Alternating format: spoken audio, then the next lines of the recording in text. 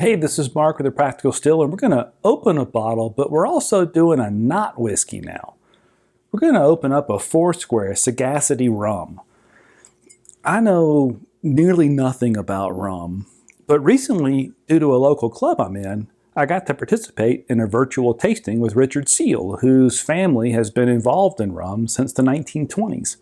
And from Barbados, he helped us learn a little bit about their processes and their history, and it was fascinating.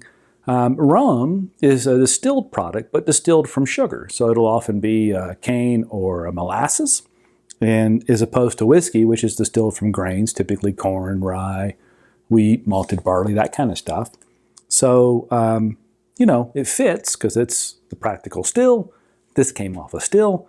The odd thing, and this was something I didn't know, Richard explained, is that in the U.S., while there might be many designations for different whiskeys, there is really one definition of rum.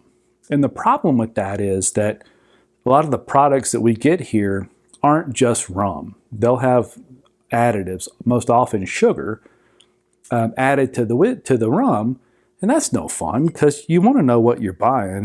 And rum, in a lot of corners, people think it's going to be the next big thing with whiskey, and these are not inexpensive bottles. Although it does tend to vary across the country in some larger markets where people have been aware of rum's growth in the U.S., these bottles are kind of expensive and hard to find. But there's a lot of pockets where they're not that way. We're kind of in the middle here in Colorado. I was able to go, because we had samples that we had during the tasting, I was able to walk into one of my favorite local stores. This Sagacity was sitting on the shelf. It was $70. At least I got to taste it ahead of time. I know it's delicious. Also, my wife liked that. Of the four that we sampled, she liked this one the best, and so did I. So what we're going to open up here is the Fine Barbados rum. It's a single blended rum, and what that means to Richard and FOURSQUARE is blended part means partially distilled in pot stills, partially in column stills. This was aged for 12 years in ex-bourbon barrels and ex-medeira wine barrels. He would not tell us the percentages. But the total was 12 years. And now, aged in those ex-bourbon and ex-medeira barrels is similar to the way Scotch whiskey's aged, not finished like you'd find with an American whiskey, a bourbon or a rye, where it's distilled or aged in the new barrels for a long time and then finished for a short period of time in some other kind of barrel. These are aged in those barrels for a long time. So for 12 years, part of this whiskey set in an ex-bourbon barrel, part of it set in an ex-medeira barrel. It was just delicious. So let's see.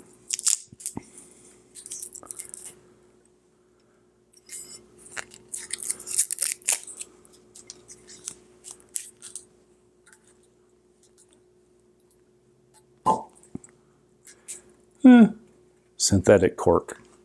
We'll let it slide. A whole different nose from a bourbon. I mean, imagine. It's distilled from sugar. Gosh, it just smells lovely.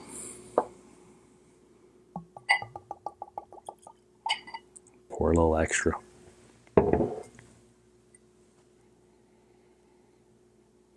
It's definitely sugary.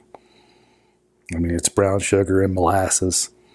But then there's these cool tropical fruit notes in it. Just delicious. I hope to spend more time with it because I don't know that I can even pull out or acknowledge what's in there because I've just had so little experience with rum. But if you look at it, if you just looked at that, you'd figure it was a bourbon or even an old Scotch. But and they do use X barrels like Scotch whiskey does. And they do he talked in percentages, so I'll talk in percentages. So 48% alcohol by volume. I'll make an exception to my rule about not doing the math, but ABV times 2 is proof, so it's 96 proof. He said that when you get a rum and you proof it down below 98%, 96%, somewhere in there, that there's a chemical change that really just doesn't do any favors to the rum. And when you find most rums, when you go to the shelf, the more popular commercial rums, they're going to be at 40% or 43%. According to Richard, they kind of killed the flavor on that. All I know is he smelled delicious.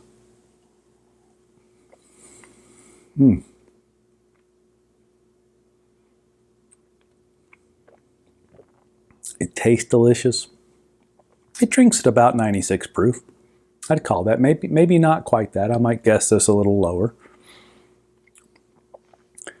But gosh, it just coats the palate. I mean, there's pineapples or mangoes in there. I mean, there's definitely fruits in there.